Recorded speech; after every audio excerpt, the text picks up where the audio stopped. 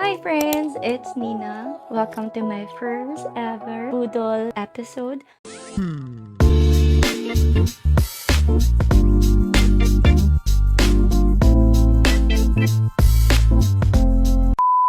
Today I will be sharing with you my travel essentials. I will be traveling to Taiwan with my friend. I will try as well to vlog this one para ma-share ko and ma-upload ko sa YouTube for memory keeping talaga.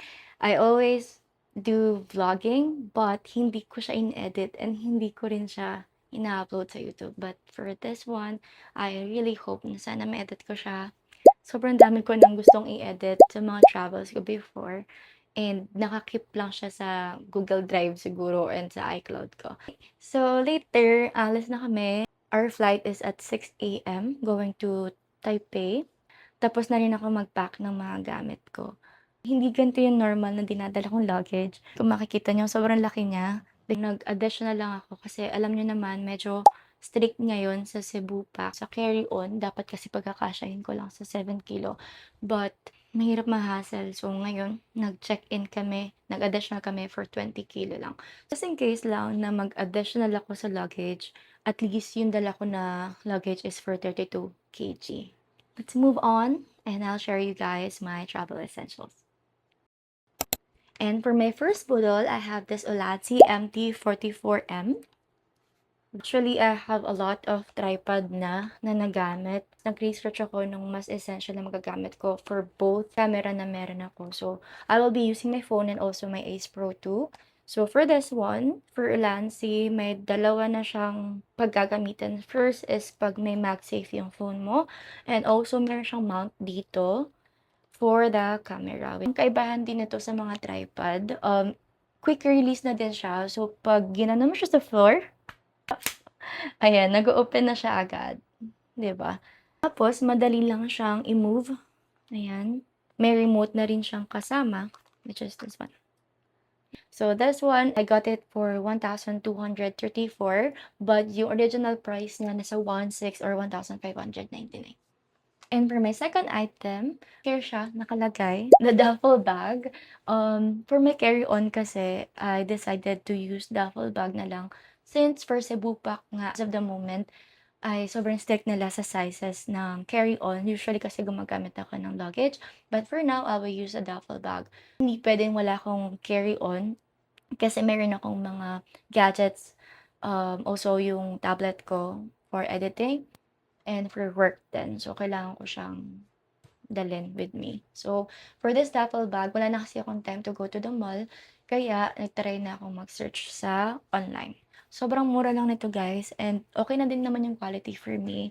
I got this for 388, naka-sale siya, but the original price is 500-ish. Ayan. Wait, tanggalin natin kasi nakakabit mismo siya sa luggage. Meron na siya dun sa likod. There.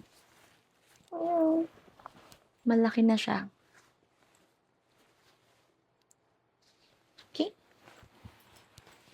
For my third item, this is just a reco from a friend. This is the Ugreen clip buds, which I got for only 546 pesos. The original price is 899. Ang gamit ko talaga is AirPods, but dalawang beses na akong bumili at dalawang beses na rin siya nasira.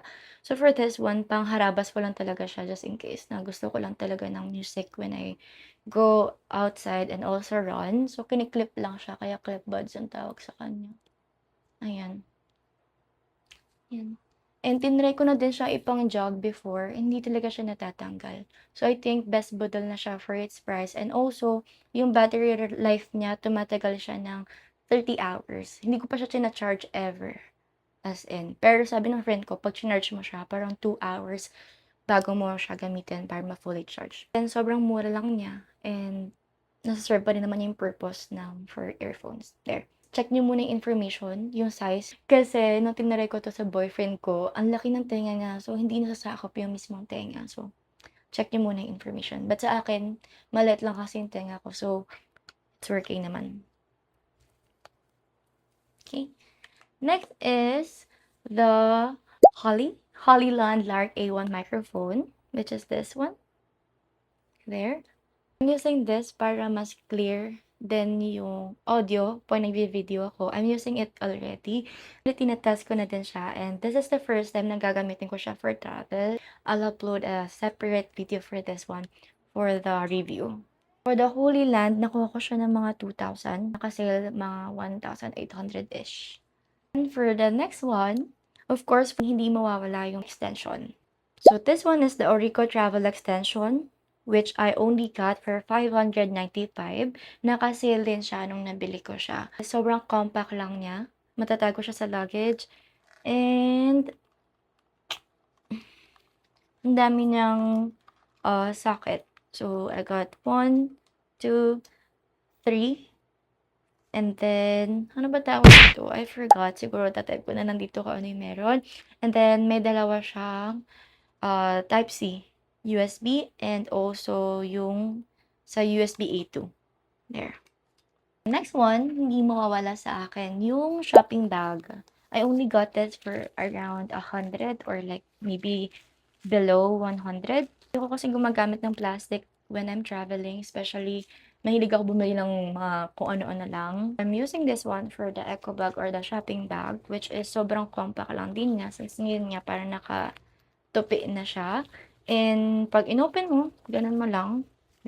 Kung inopen mo siya, ganun lang. Diba? And then, maganda na din yung material niya. Ito yung zipper. Ayan. Ang dami ka naman na malalagay. And then, pag gusto mo na siya ibalik, hatakin mo lang yung both ends. And, tada! Okay na siya agad. Mabilis na siyang itago lang. So, zipper mo lang yan. And then, close mo na. Siyempre, ayaw natin ng plastic. So, I will be using this one for my travel pag nag-shop ako. Tapos, meron na siyang rubber here. Para mas mabilis mo siyang matago sa back. And next is my phone case. So, for my phone case, I always use nga yung tripod. Sometimes, I'm using my phone for videos and photos. So, gusto ko yung phone case na merong MagSafe. Ito yung nakuha ko. What's good about this is meron na din siyang pop socket. So, mahilig kasi ako mag-scroll. So, pwede mo siya matanggal. Detachable siya kasi nga may MagSafe din siya dun sa mismong pop socket. So, lalagay mo lang ganyan. Makapit siya. There. So, kung ayaw mo na siya gamitin, pwede mo naman tanggalin. If I will be using the Ulanzi tripod, sobrang dali lang niyang ikabit. So, here. There. Again, this is the silicone MagSafe casing with removable pop socket. And lastly, for my one of the travel essential, when using the Ace Pro 2, good siya for traveling. Na-try ko na siya before sa hike. But hindi ko pa nga na-upload yung video. Sobrang compact lang kasi nung camera and may 8K na rin siya na resolution. So, sobrang ganda. Nafi-flip din yung camera. Mag-share na lang din siguro ako ng separate video review for this. Only got it for 30,000. Creator bundle na yun. Binili ko to sa SM North EDSA. Okay, that will be all for my first ever travel essential haul video. I will be sharing with you guys all the links of the items that I shared to you a while ago. You can follow me here on my YouTube account for my future videos, and also you can follow me on my social media accounts. Thank you for watching. See you on the next one. Bye bye. 美味しいおにぎり作